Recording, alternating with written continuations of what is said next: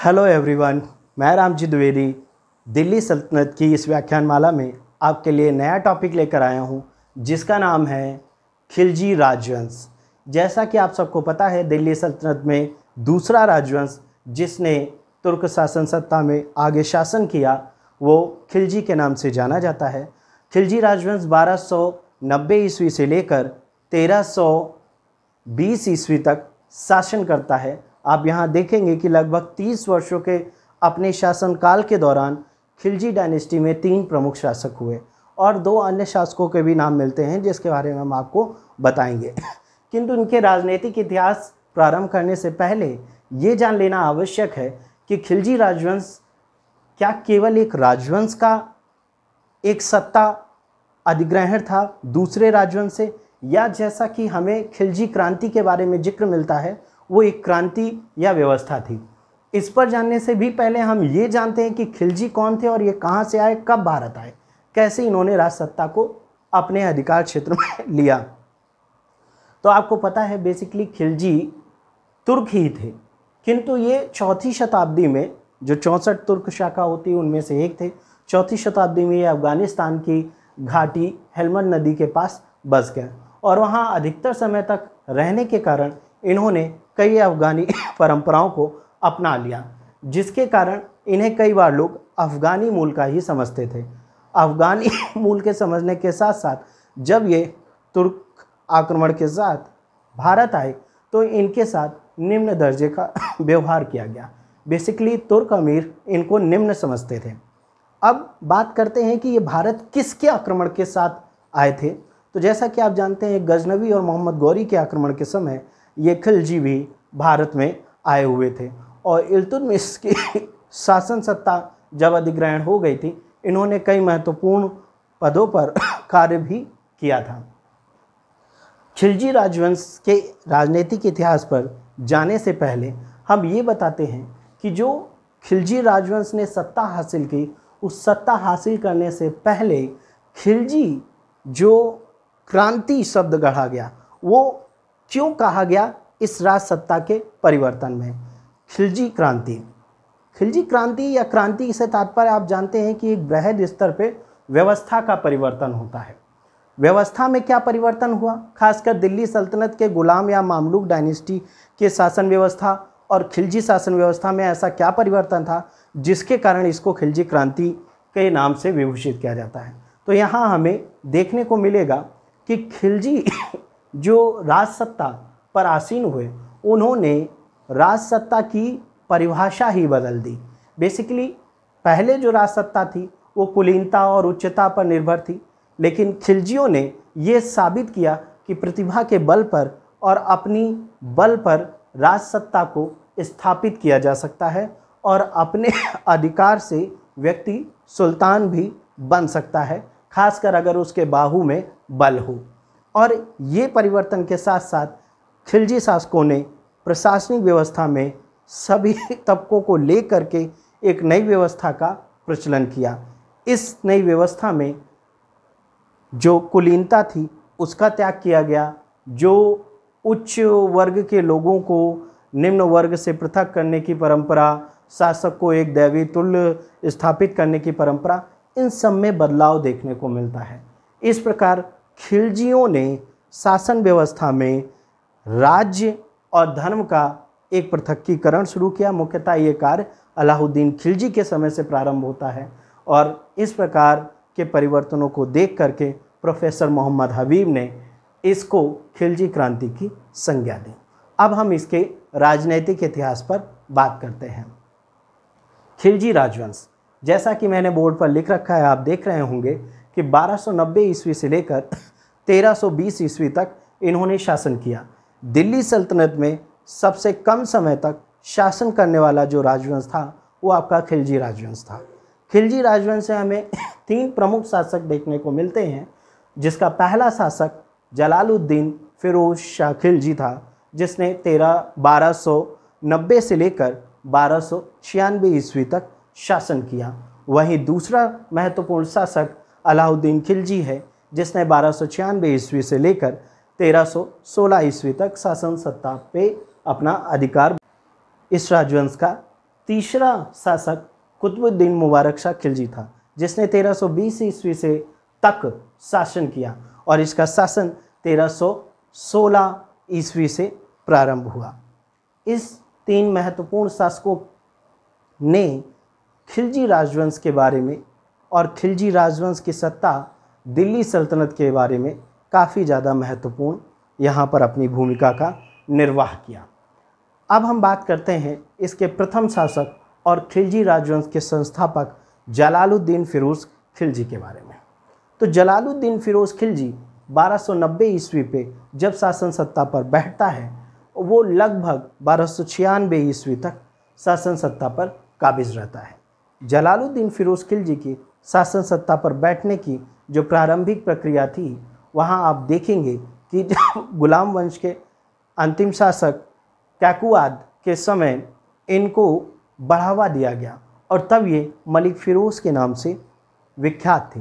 मलिक फ़िरोज़ को इल्बरी तुर्क के एक अन्य उपाय के संदर्भ में शक्तिशाली किया जा रहा था, ताकि सम्राट जो कैकुआद थे वो इनका प्रयोग उस समय कर सकें।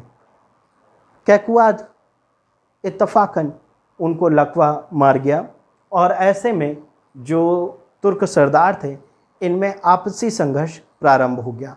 इस संघर्ष के दौरान कैकुआद के पुत्र क्यूमर्स को, जो इस समय बाल अवस्था में था, उसको सुल्तान घोषित करके फिरोज शाह खिलजी ने उसका संरक्षक बनना स्वीकार किया और लगभग 3 माह तक उसके संरक्षक के रूप में ही कार्य किया। अंततः उसकी हत्या कर खुद को दिल्ली सल्तनत का सुल्तान घोषित किया।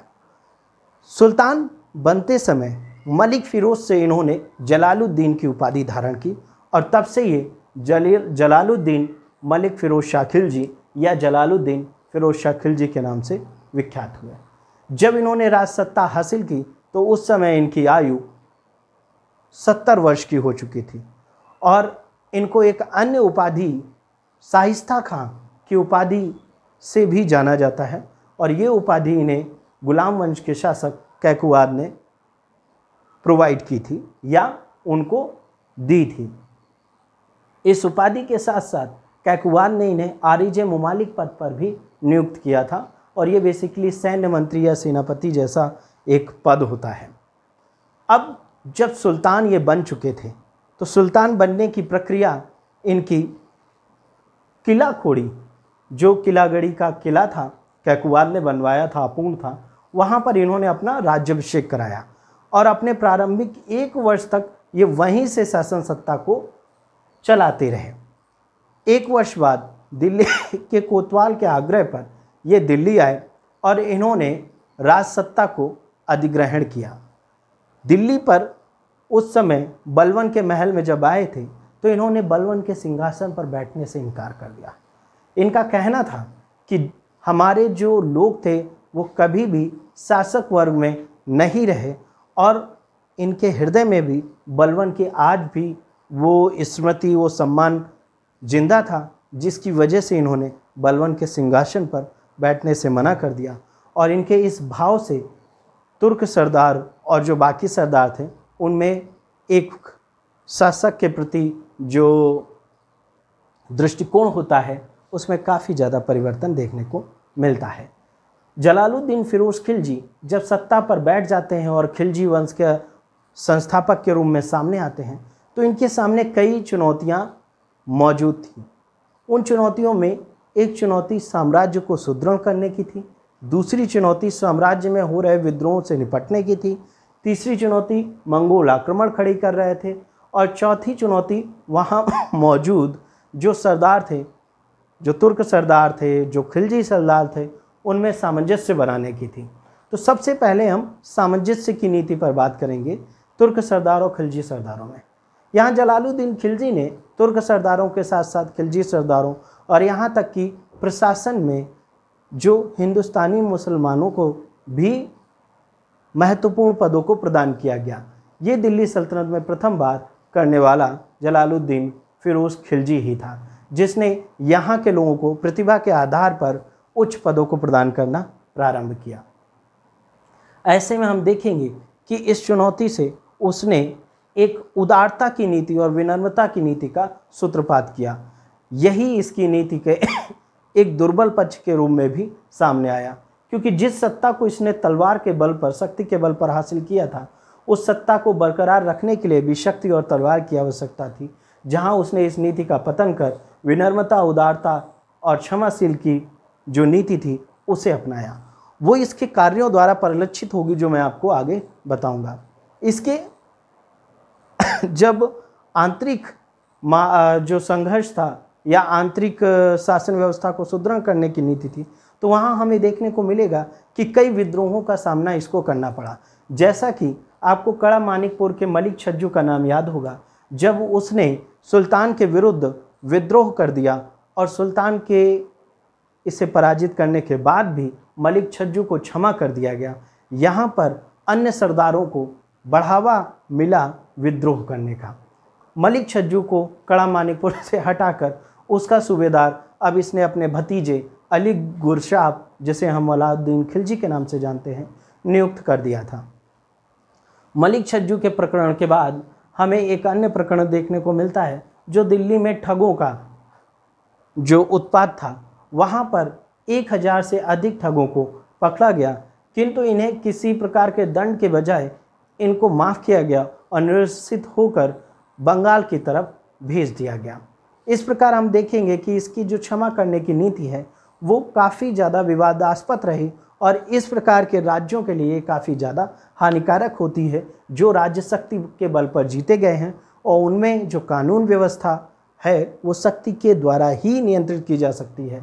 जब क्षमा की नीति आप अपनाएंगे तो ऐसे ही जो अन्य अवसरवादी व्यक्ति हैं उनको इससे बढ़ावा मिलता है और ये शासक की जो नीति है उसको ये दुर्बलता मान लेते हैं। कुछ ऐसा ही हमें जलालुद्दीन खिलजी के साथ भी देखने को मिलेगा। जलालुद्दीन खिलजी ने जब साम्राज्य विस्तार की ओर ध्यान दिया तो इसने 2 ही आक्रमण बेसिकली किए। एक हमें रणथंबोर की तरफ देखने को मिलता है, दूसरा मंदौर की तरफ। रणथंबोर की तरफ जब ये आक्रमण करते हैं तो वहाँ उस समय के शासक हमीर देव होते हैं, जो राजपूत इतिहास में काफ़ी ज़्यादा फेमस है। किंतु रणथंबोर को विजित किए बिना ही ये दिल्ली वापस आ गए। अब रणथंबोर का ऐसा क्या था, जब इनसे पूछा गया तो जलालुद्दीन खिलजी ने जवाब दिया कि हम मुसलमान के एक बाल का बाका भी नहीं होने देंगे, उस पे ऐसे 10 किले कुर्बान, और वापस चले आए। ये एक तरीके से जलालुद्दीन खिलजी की 2 चीज़ों को प्रदर्शित करता है। पहला कि या तो वो बहुत ज़्यादा उदार हैं, जिसकी वजह से वो किसी भी मुस्लिम की रक्त या लहू को बर्दाश्त नहीं कर सकते व्यर्थ में बहने से, या वो एकदम कायर है, क्योंकि बिना युद्ध लड़े जो उन्होंने युद्ध शुरू किया था उसे बिना जीते ही वापस चले आए। इस प्रकार की नीति से इन्होंने आगे बढ़े और मंदौर को जीता, और इस प्रकार इन्होंने इन 2 विजयों के अलावा, खासकर पहली विजय तो विजय ही नहीं रही, वो वापस चले आए, दूसरी विजय ही इन्होंने संपादित की। एक अन्य घटना हमें देखने को मिलती है 1292 के आसपास, जब मंगोलों का आक्रमण होता है और इस समय मंगोल के आक्रमणकर्ता नेता अब्दुल्ला होते हैं। अब्दुल्ला को ये पराजित करते हैं, किंतु अब्दुल्ला के साथ मैत्री संबंध स्थापित हो जाते हैं और ये मंगोलों को दिल्ली में बसने की इजाज़त दे देते हैं।